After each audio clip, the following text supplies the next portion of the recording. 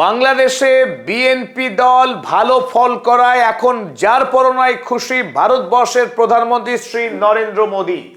নরেন্দ্র মোদী খুশি এই কারণেই যে বাংলাদেশে এবার জামাত দল জয়ী হয়ে সরকার গড়বার এক জোরদার সম্ভাবনা তৈরি হয়েছিল। শেষ পর্যন্ত জামাত পরাজিত হওয়ায় দিল্লিতে এবার খুশির হাওয়া। খোদ নরেন্দ্র মোদী ফোন করে শুভেচ্ছা বার্তা বিনিময় করেছেন তারেক রহমানের সঙ্গে। তারেক রহমানের সঙ্গে ফোন আলাপে তার খুশির কথা এবং ভারতবর্ষের সব রকম সহযোগিতার আশ্বাস জানিয়েছেন শ্রী নরেন্দ্র মোদী। কিন্তু তার থেকেও বড় কথা হলো আজ আরো একটি নতুন খবরে এখন ভারত বাংলাদেশের মিডিয়ার সরগরম। বিএনপি দলের পক্ষে বিদেশ নীতি উপদেষ্টা হুমায়ুন কবির তিনি জানিয়েছেন তারেক রহমান প্রধানমন্ত্রী হিসেবে শপথ গ্রহণ করবার অনুষ্ঠানে উপস্থিত থাকবেন খোদ ভারতবর্ষের প্রধানমন্ত্রী শ্রী নরেন্দ্র মোদী। এই খবর প্রকাশ করেছে ভারতবর্ষের জনপ্রিয় গণমাধ্যম ওয়াইওন। ওয়াইওন জানিয়েছে Bangladesh elections result, BNP to invite PM Modi for Tarek's swearing in।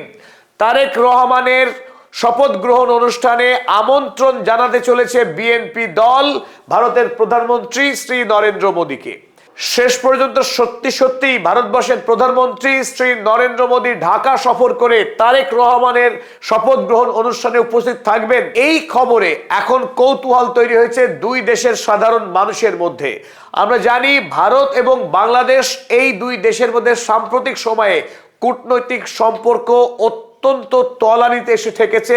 বিশেষ করে শেখ হাসিনা গত 2024 সালের 5ই আগস্ট জুলাই বিপ্লবের পর গণ আন্দোলনের চাপে যখন বাধ্য হয়ে দেশ ত্যাগ করেন এবং ভারতবর্ষের রাজনৈতিক আশ্রয় গ্রহণ করেন, তারপর থেকে দফায় দফায় বাংলাদেশের পক্ষে ভারতবর্ষের সরকারকে অনুরোধ করা হয়েছিল এই স্বৈরাচারী প্রধানমন্ত্রী শেখ হাসিনাকে বাংলাদেশের হাতে প্রত্যর্পণ করবার।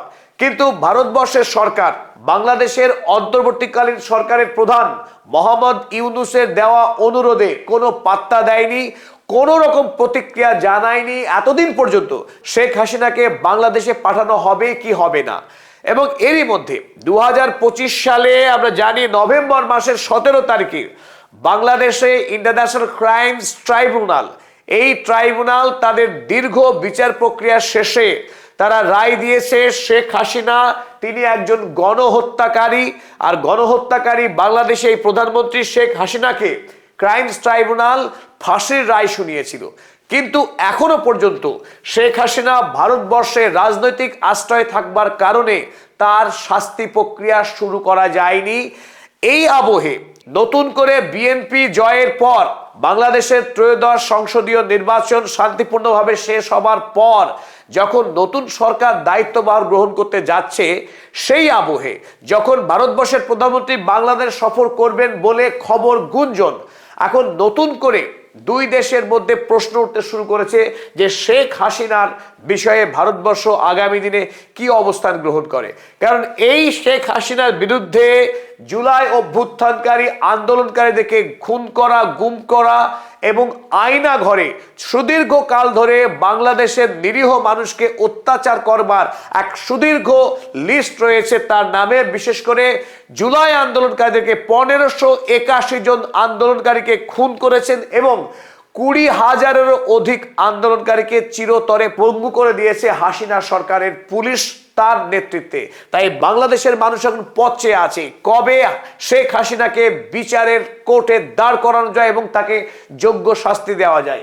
এই প্রসঙ্গে আমরা আরো একটি খবর দেখে নেব।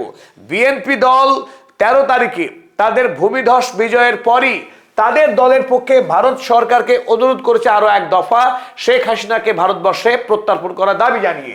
ইন্ডিয়া টুডে এই খবর কোট করেছে, send her back, BNP to seek Hasina's extradition from India after taking power।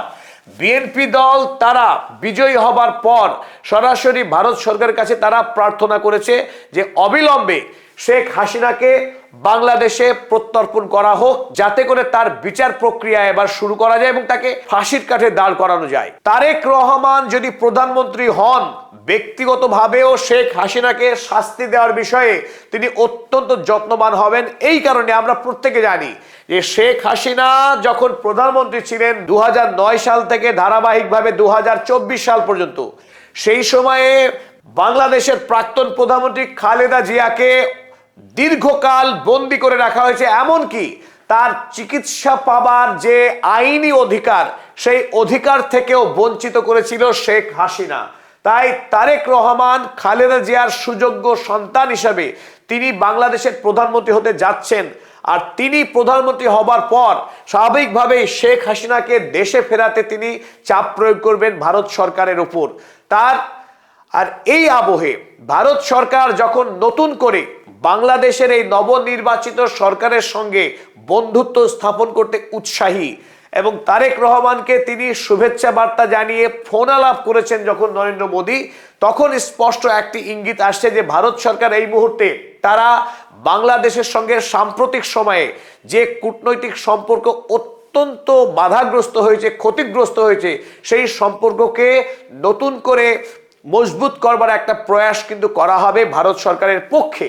তাই শেখ হাসিনাকে শেষ পর্যন্ত ভারতবর্ষের সরকার সত্যি সত্যি বাংলাদেশে পাঠিয়ে তাকে ফাঁসির কাঠে যাওয়ার ব্যবস্থা করে কিনা তা দেখবার। কিন্তু আরো এই প্রসঙ্গে আরো একটি বিষয় আলোচনা দাবি রাখে বাংলাদেশের সাধারণ মানুষ। শ্রী নরেন্দ্র মোদী তিনি যদি ঢাকা সফর করেন, বাংলাদেশের সাধারণ মানুষের প্রতিক্রিয়া কি হতে পারে? আর বাংলাদেশের মানুষ ইতিমধ্যেই ভারতবর্ষের সরকার, বিজেপি শাসিত যে সরকার ভারতবর্ষে এই মুহূর্তে ক্ষমতায় আছে 2014 সাল থেকে, সেই সরকার ইতিমধ্যেই মুসলিম বিদ্বেষী কার্যকলাপে কুখ্যাত হয়ে উঠেছে এবং বাংলাদেশের সঙ্গেও ভারতবর্ষের বর্তমান যে সম্পর্ক যে কূটনৈতিক দিক থেকে ক্ষতিগ্রস্ত হয়েছে, তার প্রধানতম কারণ ভারতবর্ষের গদি মিডিয়া। যে গদি মিডিয়া বাংলাদেশে সংখ্যালঘু হিন্দু সম্প্রদায়ের ওপর বাংলাদেশের সংখ্যাগুরু মুসলিম সম্প্রদায় সীমাহীন অত্যাচার, নিপীড়ন, নির্যাতন, তাদেরকে বাড়িঘর পুড়িয়ে দেওয়া, খুন করা, গুম করা, এই বিস্তারিত অভিযোগ করে থাকে ভারতের গণমাধ্যম। এই গণমাধ্যমের চালিয়ে আসা ভুরি ভুরি অভিযোগে বাংলাদেশের মানুষ বীতশ্রদ্ধ।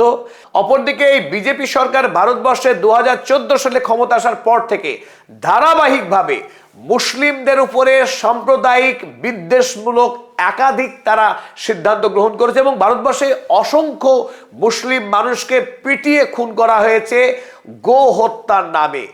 এই ভারতবর্ষে যেখানে আল কবির নামক একটি সংস্থা যারা গো হত্যা করে গো মাংস বিদেশে রপ্তানি করে বিপুল পরিমাণে বৈদেশিক মুদ্রা অর্জন করে, সেই আল কবির যেখানে ভারতবর্ষের বিজেপি দলের ঘনিষ্ঠ এবং তিনি ধর্মীয় পরিচয়ে হিন্দু, অথচ সাধারণ গরিব হিন্দু সম্প্রদায়ের মানুষ, দলিত মানুষকে পিটিয়ে খুন করা হয় এই ভারতবর্ষে ধর্মের নামে। উত্তরপ্রদেশ এমন একটি রাজ্য, যোগী আদিত্যনাথ এই নরেন্দ্র মোদীর প্রিয় মুখ্যমন্ত্রী, যে যোগী আদিত্যনাথ উত্তরপ্রদেশে মুসলমান মানুষ তাদের নিজের বাড়িতে নামাজ পড়বার দায়ে অ্যারেস্ট হন। অসংখ্য মুসলিম যুবককে তার বাড়িকে গুড়িয়ে দেওয়া হয়েছে বুলডোজ করে। ভারতবর্ষের বিজেপির মুখ্যমন্ত্রী হেমন্ত বিশ্ব শর্মা, যিনি প্রতিদিন মুসলমান সম্প্রদায়কে, মিয়া মুসলিমকে অত্যাচার করতে হবে, তাদেরকে হয়রানি করতে হবে, তাদের উপর জুলুম করতে হবে, এসআইআর করে তাদেরকে শিক্ষা দিতে হবে, একাধিকবার সরাসরি সাংবিধানিক আইন লঙ্ঘন করে ধর্মীয় বিদ্বেষমূলক কথা বলছেন। অথচ এই নরেন্দ্র মোদী সে বিষয়ে চুপ হয়ে থাকছেন। তাদের নামে তাদেরকে একটি সতর্কতামূলক বাক্য তিনি উচ্চারণ করেন না। ওদিকে বাংলাদেশের সংখ্যালঘু নিধন নিয়ে ভারতবর্ষ সরকার এবং মিডিয়ার সীমাহীন দ্বিচারিতা। সাম্প্রতিক সময়ে দীপু দাস, বাংলাদেশে একজন হিন্দু যুবক, তার খুন হওয়াকে কেন্দ্র করে ভারতবর্ষ নজিরবিহীন সাম্প্রদায়িক রাজনীতি লক্ষ্য করেছে। বাংলাদেশের সফল একজন ক্রিকেটার মুস্তাফিজুর রহমানকে যখন ভারতবর্ষের Kolkata night Riders IPL team, যার মালিক শাহরুখ খান, শাহরুখ খানের টিম যখন মুস্তাফিজুর রহমানকে দলে নেয়, তার বিরুদ্ধে ভারতবর্ষের বাজরাং দল, আরএসএস এরা জঙ্গি আন্দোলন শুরু করে। এমনকি কলকাতার রাজপথে শুভেন্দু অধিকারীর নেতৃত্বে বাংলাদেশের হাই কমিশনের অফিসকে উড়িয়ে দেওয়ার এক বিধ্বংসী আন্দোলন শুরু হয়ে যায়। এই চাপের কাছে নতি স্বীকার করে ভারতবর্ষের স্বরাষ্ট্রমন্ত্রীর ছেলে জয় শাহ শাহরুখ খানের কলকাতা নাইট রাইডার্স টিমকে চাপ প্রয়োগ করে, যাতে করে মুস্তাফিজুর রহমানের কলকাতা নাইট রাইডার্স টিমের হয়ে খেলাকে বাতিল করা হয়। তারপরে আমরা দেখলাম বাংলাদেশের ক্রিকেট টিমকে, বর্তমানে ভারতবর্ষে যে টি-20 ওয়ার্ল্ড কাপ চলছে, সেই ওয়ার্ল্ড কাপে বাংলাদেশ তাদের দল পর্যন্ত পাঠায়নি।